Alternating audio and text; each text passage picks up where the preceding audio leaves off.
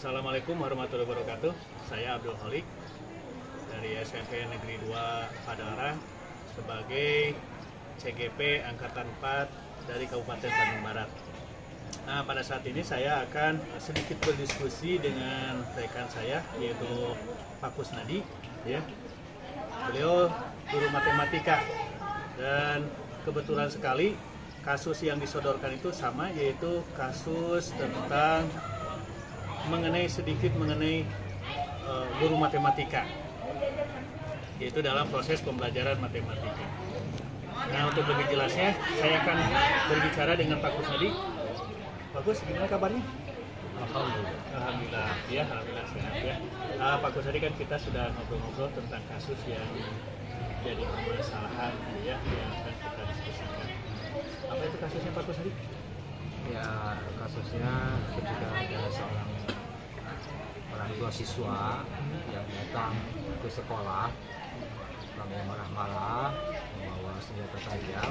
Kebetulan sedang pelajaran matematika ya? Sedang pelajaran matematika, dan dia memanggil nama siswanya, anaknya. Anaknya hampir sama dengan nama saya ya, Abdul. Ya, Abdul.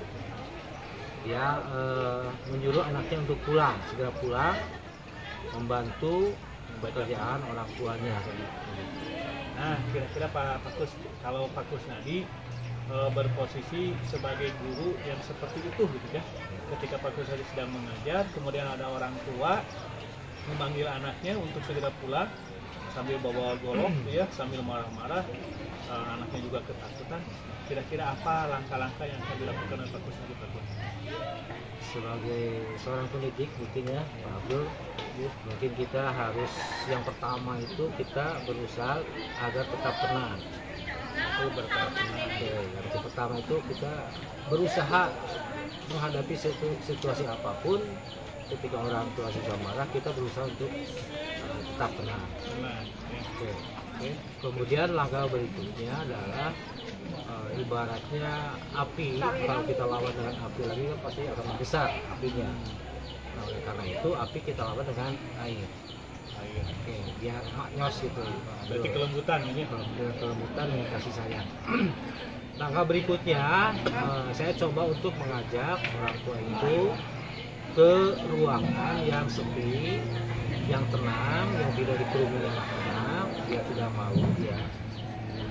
Kita ajak ke tempat tersebut, kemudian kita silakan duduk untuk tetap tenang, dan kalau bisa kita beri minum air mineral biar kita tenang.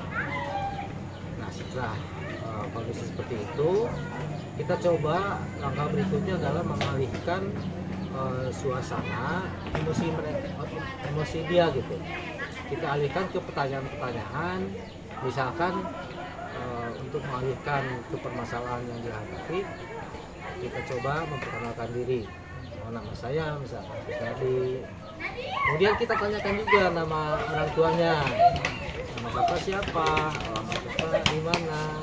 Pendekatan personal ya. Kemudian istri di mana? Abdul itu anak yang keberapa gitu. Sehingga dia otomatis melupakan kemarahannya itu, sedikit melupakan kemarahan itu, meskipun sedang marah ya, cuma minimal kita menggiring emosi dia gitu, supaya tetap menjadi mereda gitu.